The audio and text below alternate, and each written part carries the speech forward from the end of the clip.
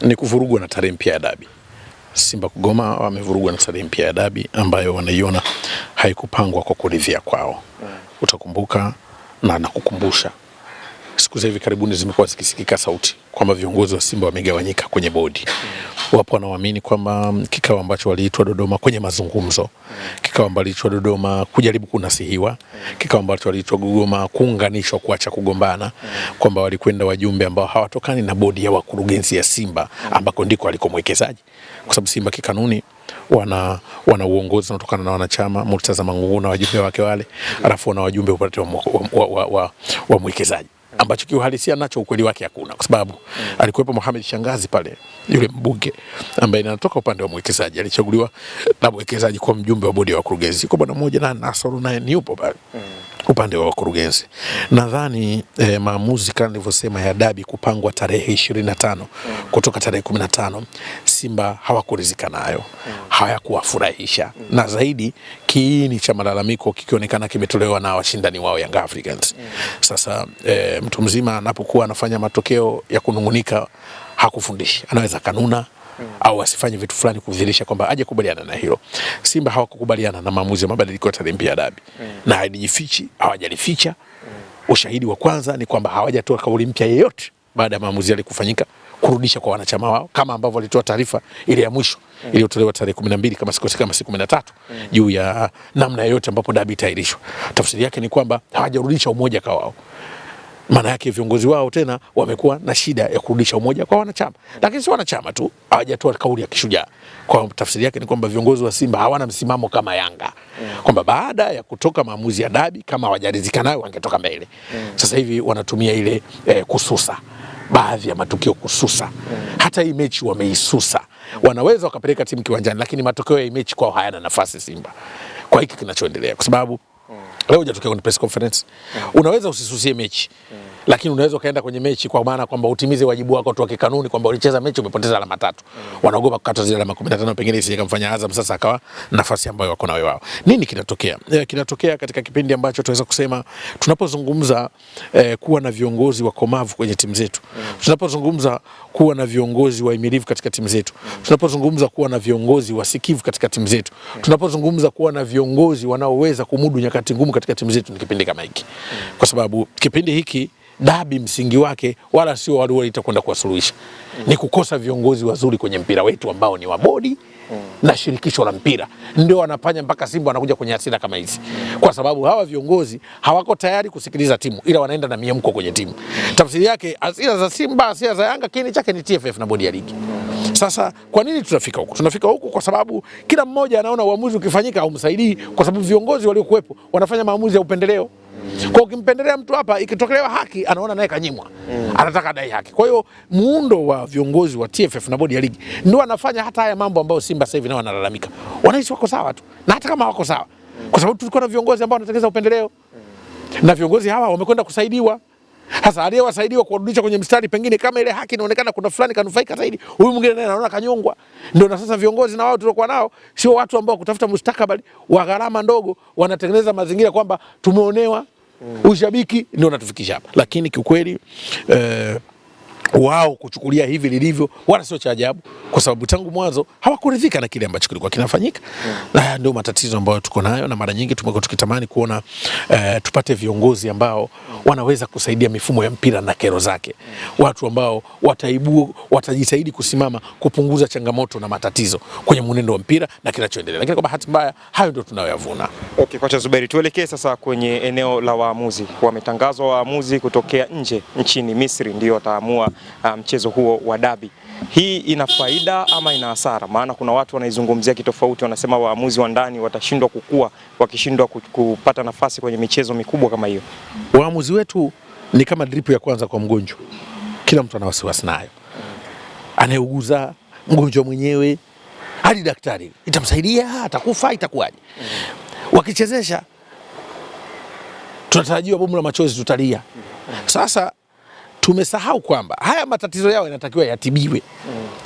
Sisi tumetaka kuacha na matatizo yao, kwamba sasa tutafute waamuzi kutoka nje. Mimi sio muumini wa makosa ya waamuzi wetu. Nimekuwa nikilalamika mara nyingi. Lakini sio muumini wa kupuuza kuwasaidia waamuzi wetu. Tutakuwa tunavuka mipaka sana. Upo ushahidi, watu wanasema, "Oh, mbona Misri kwa wanatoa jewe si Botafogo swaje?" Hivi sisi tuko sawa na mwamuzi anaweza kuchezesha Misri? Usimemtoa Misri ambako wanatoa mwamuzi nje. Wametuzidi kwa quality, wenzetu wanalinda interest. Sisi hatuna quality, hatuwezi kudili na interest. Wenzetu wanapambana na interest kwamba tusije kupata mwamuzi akawa na ushabiki kwenye hizo timu. Sisi waamuzi wetu sio kwamba wachezeshe kwa ushabiki, hawana uwezo wa kuchezesha. Hili dipu ya kwanza kwa mgonjwa, kila mtu ana wasiwasi naye. Harajega yuko seminar tu ya CHAN. Nchi nzima imekosa mwamuzi. Dipu ya mgonjwa ya kwanza, kila mtu ana wasiwasi nao. Sasa tunapokuwa tunazungumza kuhusu waamuzi wetu, tunapotaka tuangalie matatizo yao yanatibiwaje, haina maana kwamba ukileta watu kutoka nje umewasaidia. Haujawasaidia, ila utakuwa umehamisha tatizo tu. Kwamba ngoja wa nje watuchezeshe championship na waamuzi wabovu, daraja 3 waamuzi wabovu, ligi kuu waamuzi wabovu. Baada ya kutafuta tiba ya kutibu waamuzi wetu, tumekubaliana kwamba wametushindwa, tumewashindwa, hawawezi. Yuko anajiga peke yake. Kwa hiyo kuleta waamuzi kuchezesha mechi kama hii ya dabi, labda ingekuwa hoja yetu ni interest kwamba maamuzi wetu wanachezesha kishabiki. Lakini mwamuzi kuwa na timu duniani kote haijawahi kutokea, hayupo. Isipokuwa wanachezesha kwa weledi. Kwa mfano, kwani tatizo la waamuzi wetu nafikiri ni kuchezesha Simba na Yanga? Mfumo wa waamuzi wetu wana shida kuanzia mechi za chini. Ukija ndani nafikiri waamuzi wetu wa wengine hawawezi kuchezesha. Waamuzi wetu wanapewa rushwa, hawalipwi vizuri. Wana matatizo. Ukiangalia waamuzi walioletwa, mwamuzi mmoja pale kumhudumia tu haipungui milioni 10. Utampangia hoteli ya nyota 5, utamlipa dola. CAF wenyewe analipa mwamuzi zaidi ya dola 1500. Sisi mwamuzi wetu analipa 300 sijui, tena anakopwa. Akichezesha mechi kama hapa ya Dar, era nauli apewi, anakata anachukua mpaka 200 na kitu. Na ile yenyewe apewi cash. Sasa kwa nini tunasema waamuzi wetu ni tatizo? Waamuzi wetu tatizo lao hatulitibii.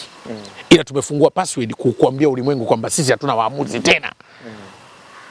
Au wenzetu wanaoleta waamuzi kutoka maeneo yao, hawawaleti kama hawana waamuzi, wanaleta kuepusha interest kwamba huyu mwamuzi asije kaangukia huku akatuharibia. Kwa sababu waamuzi wao na waamuzi wa FIFA wanachezesha finali nyingi. Sisi hatu mwamuzi tu anayechezesha finali hapa, anaweza kuchezesha michezo ya CAF tena ya awali ni Arajiga. Nje ya huyo una mwamuzi mwingine yote anaweza kufanya kazi kubwa. Kwa hivyo tafsiri yake ni kwamba tunalo tatizo, hatulioni kama tatizo. Kuleta waamuzi wa kigeni sio tatizo kama tungewaleta kwa kulinda labda interest. Sisi tumewaleta kwa sababu wakwetu waovyo kabisa. Wenzetu Misri hawaleti kwa sababu waamuzi waovyo. Wanaleta kwa sababu waamuzi wao wanaogopa ushabiki, kusiasiliwa na ushabiki. Sio wana waamuzi waovyo. Unaona tatizo tulikuwa nao. Kwa mtu wakati anakutolea mfano Argentina wanatoa waamuzi, hawaleti kwa sababu waovyo. Wanacholinda ni interest tu, asitokee mtu akaonekana shabiki akatuasilia maamuzi. Sisi waamuzi waovyo kuanzia ligi daraja la 4 mpaka ligi kuu. Changamoto. Baada tujikite kutatua tatizo la waamuzi, hatutatua waamuzi. Ndio maana nikasema tuna viongozi kwenye mpira hawatatui mifumo ya mpira. Wanaangalia na matokeo kile. Hiyo leo tukichezeshwa na waamuzi wale mechi kaisha vizuri tu bana. Sisi tunajiridhisha na kitu gani? Waamuzi wa Misri wamechezesha mechi hivi. Heshima kwa nani? Kwa wao walioamua. Kwa hiyo tumeenda kuleta mwamuzi tumemlipa madola. Kachezesha hapa akirudi heshima si kwao. Kabisa. Umemsaidia Mtanzania? Hapana. Na ndo tunazungumza kwamba tunaandaa Watanzania wakashindane na wengine. Kama umuandai mtu anawezaje kushindana na wengine? Mshindani anajengwa kiushindani. Miongoni mwa mechi za kupima ubora wa waamuzi wetu na mazingira ingekuwa dabi kwa malipo mazuri na wachezeshi kwa utulivu ili siwe rahisi kufikiwa na rushwa na vitisho. Waamuzi huwezi kuwajengea uwezo namna hii. Sasa leo tunaamika waamuzi. Si mpaka kama mameneja wa hoteli tunawatoa nje. Meneja wa hoteli. Ambao hata wewe Mtanzania kama meneja wa hoteli. Tunawatoa nje. Sasa hivi tunajikita eti mtu wachambuzi vigeugeu sana mlisema waamuzi tutoe nje. Mimi sija kusema waamuzi tutoe nje, tusaidie mfumo wa waamuzi kuwa bora. Ili taifa nyinyi wa Tanzania nyinyi wa Tanzania nyinyi wa Tanzania nyinyi. Mapenzi ya matokeo ya muda mfupi ili taifa tutaendelea kusonga nalo ili sisi hili. Taifa hili nyinyi hili. Kama tutakuwa tutengeneze mfumo wa kulisaidia taifa, tuna viongozi wa matukio. Leo tunatamani waamuzi. Azam naye na Mtibwa akitaka waamuzi kutoka nje. Hapo ndio. Waamuzi wetu wameshachacha. Mboga iliyochacha mpaka ukungu unauona. Ndio waamuzi wetu. Baada tusaidie, tupashe, tupike vizuri mpya, tutafutie kuchacha. Sisi tunachofanya kwamba tunamwaga mboga iliyochacha tunaita mboga ya mgeni. Yaani unaacha chakula chako unaenda kuomba cha jirani. Kwa kutokujua kwako kupika, baada ujifunze kupika unaenda kuleta chakula cha jirani ule ushibe. Haya ni matatizo na ni maeneo ambayo yako sawa sawa. Mimi nakiri kwamba kuleta waamuzi kutoka nje haijawahi kuwa tatizo, lakini kutokuwa na waamuzi kabisa nchini ndio tatizo lililopitiliza. Hatuna sheria inayotuzuia kuleta waamuzi kutoka nje. Sasa kama tumeamua basi ligi nzima ichezeshe na waamuzi kutoka nje. Watanzania hawezi kuandaliwa kuwa waamuzi. hatuangalii changamoto za waamuzi, tunatafuta tukibuli wakikosea. Wanarushwa wale. Hawaandaliwi katika mazingira ya ushindani. Mwamuzi kwetu sio kazi, ni kibarua. Tangu gani kibarua akawa na msimamo? Wewe bwana, nimwambia jamaa wangu anilimia hapa, sijamuona, kesho unajua kapata kazi nyingine na umlipa kuliko ya kwako. Waamuzi vibarua wanakuwaje wazuri? Kibarua hawezi kuwa na nidhamu. Nidhamu yake kwa yule anayemlipa zaidi. Wewe umpe 300,000 yako umkope, alafu kwenye timu hiyo anambia bwana tutakupa 1,000,000, 2,000,000, chezesha mechi. Hata mimi nauza mechi. Hata wewe kocha. Uadilifu huo sina. Uadilifu kwenye njaa. Baada kuna mwadilifu kwenye njaa. Kwa hiyo ndio tatizo ambalo la waamuzi wetu. Hatuwajengei uwezo na mamlaka haziko tayari kuwajengea uwezo. Shukrani sana. Viongozi wa mpira ambao hawako tayari kuwajengea uwezo viongozi. Na tuna tatizo ambalo ndio linafanya tufeli. Na tunaposema kwamba tubadilishe ama tupate viongozi wanaweza kutengeneza mfumo, sio viongozi wa mfumo wa uwekezaji. Kwa haya ndio mafanikio haya sasa, kuleta waamuzi kutoka nje. Na watu mjadala kabisa, mbona Misri huko wanaleta waamuzi kutoka nje?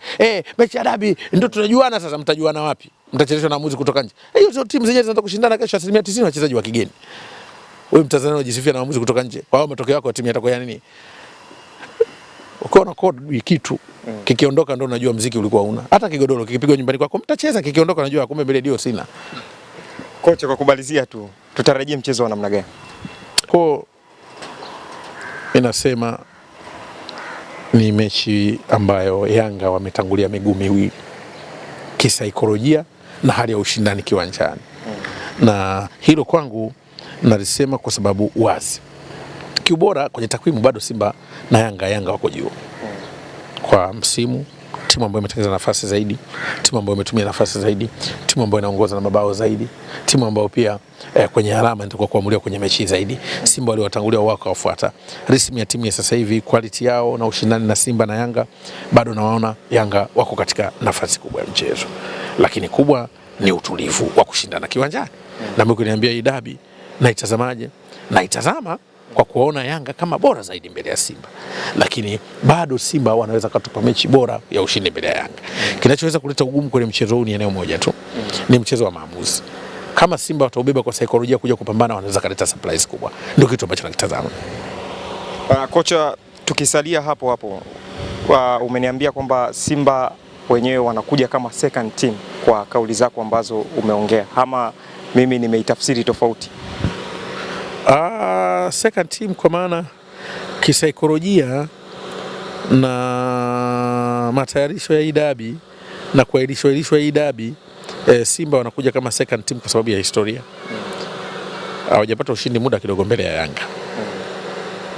Kwa hivyo kuelekea kwenye hii mechi, tukiangalia quality ya ushindani kwenye ligi, bado Yanga tunawaona kwenye ligi uchezaji wao. Kila timu ina mapungufu na ubora wake, lakini bado maeneo mengi muhimu ya mchezo kwa timu Yanga wamekuwa imara kuliko Simba. Kwa hivyo hilo ni eneo ambalo pia nalitazamia Simba wawe na majibu zaidi ya maswali ya Yanga. Huu mchezo utakuwa bora Simba wakiwa na majibu mengi ya maswali zaidi ya Yanga. Kwa sababu yako maeneo nikitazama Simba nagundua wanaenda kupitia kipindi kigumu kama hawatakuwa utulivu. Kwa mfano Mpanzu na Kibu, wale ni kama dodoki bila kujisugua utakati. Yaani wanacheza industrious sana. Sasa kama unakuwa na wachezaji ambao wanacheza kama dodoki, kwa sababu dodoki ukijisugua mpaka ujitakatishe na maji, huwa wanaonekana wakiwa wanapambana zaidi kuliko wakiwa wanaisaidia timu kufuata matokeo. Ndio maana Simba unakuta katika mechi zao swala la kufunga magoli mengi kwa nafasi wanazotengeneza, wana wachezaji wanaojipambania wenyewe, ndio wanacheza kama dodoki. Ukimaliza kujisugua ujitakatishe na maji. Sasa mechi ya dabi ni mechi ambayo nafasi ni chache. Haihitaji mchezaji ambaye muda mwingi anafurukuta. Inahitaji mchezaji ambaye muda mwingi anafanya maamuzi sahihi. Sasa hilo tatizo ndio naliona Simba. Mbele ukimuona Mpanzu unamuona Mpanzu. Ukimuona Kibu. Young Africans unaona double teaming wakiwa wanacheza. Hapa ana Madube, pale ana Mzize, kule ana Chama, huku ana Pakome, huku unamuona Maxi, wanacheza kama timu, wana display kwa ile combination play. Hawa huku ni kama dodoki. Ukimwangalia Mpanzu basi anafukuzana na watu kweli. Lakini hao wengine unaona wanahama kwenye pattern. Change direction, time, space, wanafind, wanakwenda, na ndio maana utakaona flow yao ya mashambulizi inatiririka wazi. Wakati mwingine watu wanatengeneza nafasi hiyo, watu michache. Shida Yanga na Simba wanafanana. Wao nao kuna kutumia nafasi wana shida sana, lakini mtiririko wa utengenezaji nafasi za usahihi wanatengeneza zaidi hawa Yanga Africans, kwa sababu wana flow kama timu. Simba ni ile ushambuliaji wao ni kama Dodoki, Mpanzo na Kibu. Kila mtu utamuona yeye anapambana na watu. Sasa wakifanywa wale wacheze mbali, bado unaweza kutoa ubunifu na kushambulia kwa shida, kwa sababu mtu wao wakati atakuwa peke yao. Ndio eneo ambalo linanipa tabu kwa Simba. Na kama kesho mfano ikawa serious Young Africans wamchezeshe mtu kama Kibwana Shomari, ndio acheze na Mpanzo. Kibwana tunajua anakaa kama pini ya Bambino. Pini ya Bambino ile. Kibwana pini ya Bambino haitoki mpaka mtoto umkalishe chini umvue. Anaweza sana kucheza na mawinga pekee, anaweza kutembea na watu. Pini ya Bambino hii. Sasa kama kesho watamtega Kibwana ndio fullback atembee na nani kama pini ya Bambino. Japo hizo mzuri kukaba, mzuri, lakini Kibwana nampenda. Ukimtafutia mtu mpe kazi maalum. Yule traffic utamkuta kwenye kituo chake. Kama pini ya Bambino. Ngumu sana kwa Mpanzo. Kibwana ndio mfano kumaanisha na Mpanzo. Yule anakaba kama pini ya Bambino. Kocha, shukrani sana. Asante sana.